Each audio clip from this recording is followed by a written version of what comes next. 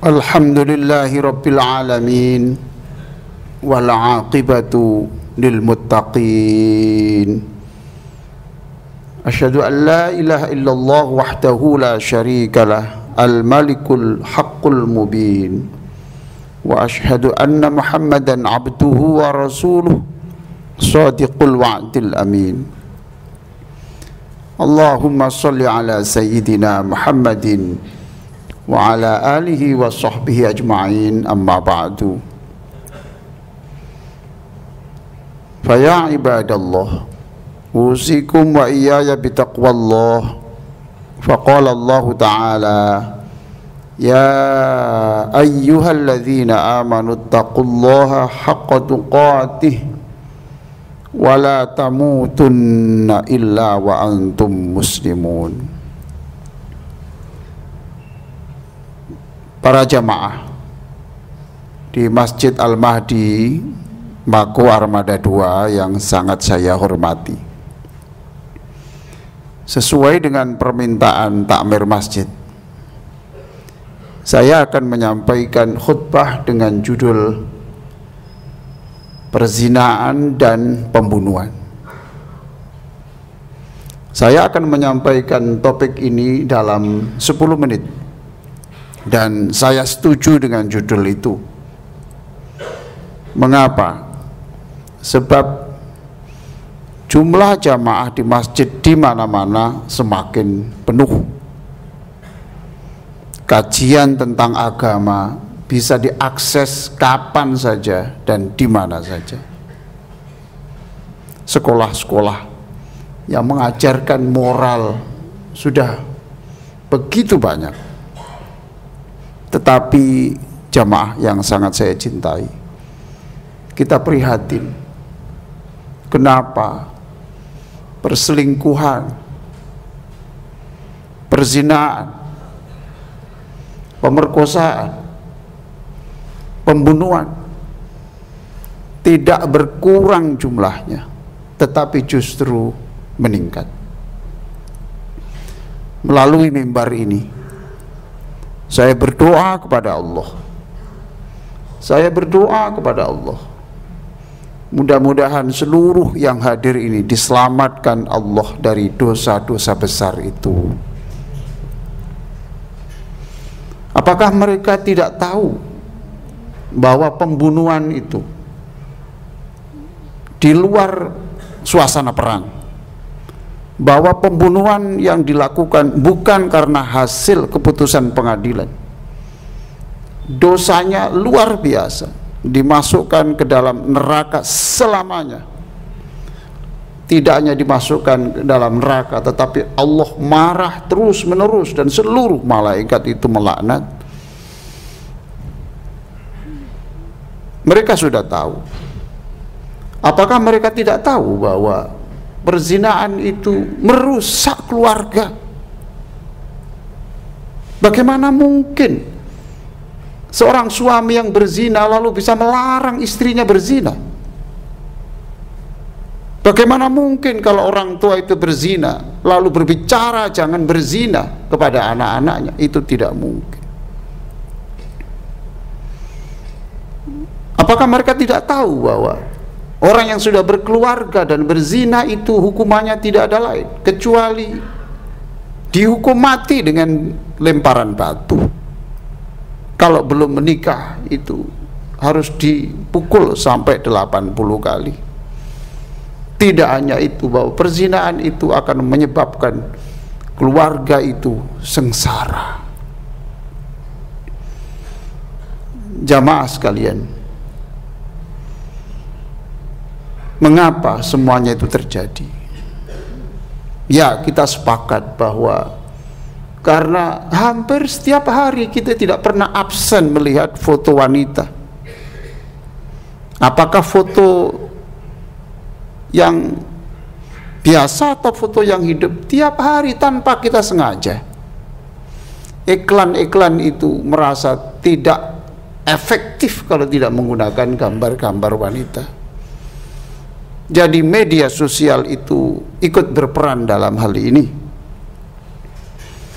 Tetapi saya dalam khutbah yang singkat ini, saya tidak berbicara soal media sosial. Saya tidak berbicara tentang bagaimana mereka tidak tahu tentang hukuman-hukuman itu. Tetapi saya berbicara yang saya ambil dari Al-Quran, surah Al-Baqarah 168.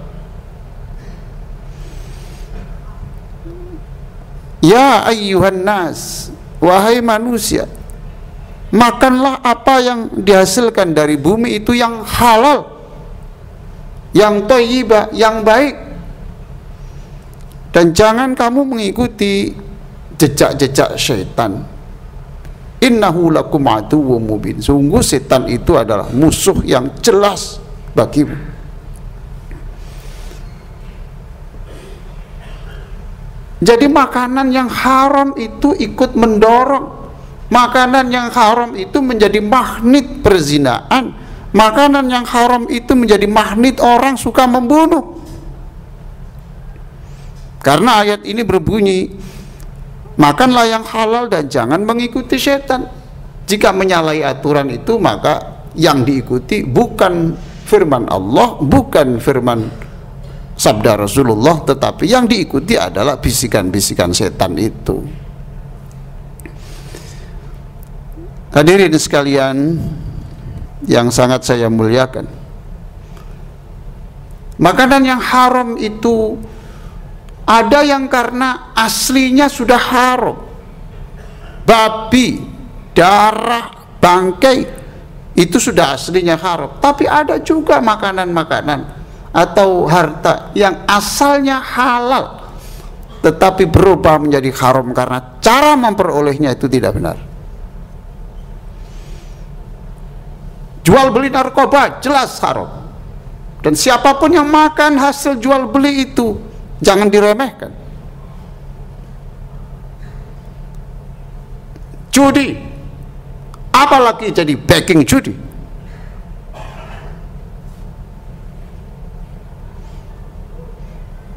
Hadirin sekalian, kalau ingin membuat kue yang putih jangan menggunakan bahan baku yang hitam. Kalau ingin menjadi orang yang soleh, ingin keturunan yang soleh, sudahlah jauhi yang haram. Korupsi termasuk di dalamnya. Yang sudah kita bertobat kepada Allah. Mumpung Sya'ban, kita tobat kepada Allah, kita mohon ampun kepada Allah. Sesungguhnya Allah Maha Pengampun, asalkan kita tobat dengan sungguh-sungguh. You are what you eat. Siapa kamu? Perbuatanmu apa? Itu lihat saja makanannya. You are what you eat. Siapa kamu? Bisa dilihat apa makananmu. Maka Rasulullah Shallallahu Alaihi Wasallam bersabda, "Man nabata minas sukht fannaru aulabi." Siapa yang dagingnya, darahnya itu bersumber dari makanan yang diperoleh dengan cara yang tidak benar, maka orang itu cenderung arahnya itu adalah kepada neraka, perzinaan, pembunuhan, dan seterusnya. Tidak hanya itu, para jamaah sekalian, makanan yang haram itu juga menyebabkan doa kita tidak diterima Allah. Bahkan dalam hadis, yang mengonsumsi, yang mengambil harta-harta yang haram itu, ibadahnya tidak diterima Allah selama 40 hari.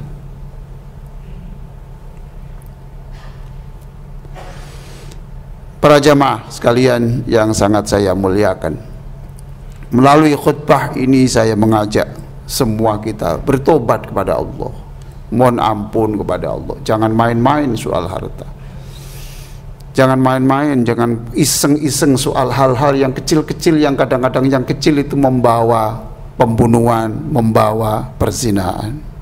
Kita jauhi betul. Kita punya anak cucu, dan anak cucu kita harus menjadi orang-orang yang baik, yang bisa mendoakan kita semuanya. Maka jamaah yang sangat saya muliakan, doa yang diajarkan Rasulullah sallallahu alaihi wasallam antara lain adalah Allahumma kfina bihalalika an harami. Ya Allah, jadikan kami semuanya menjadi orang yang bisa bertahan puas dengan yang halal. Wa aghnina bifadlika amman siwak, dan jauhkan kami dari yang haram dan berikan kami karunia yang banyak sehingga kami tidak bergantung kepada siapapun. Jadi kalau ada orang doanya tidak diterima Allah, tidak dikabulkan Allah, jangan tergesa-gesa bertanya kepada Allah, tahu diri lah. Karena kata Rasulullah, bagaimana mungkin orang yang berdoa sedangkan di dalam dirinya itu barang yang haram, doanya bisa dikabulkan Allah? Itu tidak mungkin. Inilah khutbah yang saya sampaikan pada Jumat yang sangat berbahagia ini, di masjid yang indah, yang bersih, yang harum ini, di Masjid Al-Mahdi Mako Armada 2. Dan mudah-mudahan khutbah ini bermanfaat untuk kita semuanya.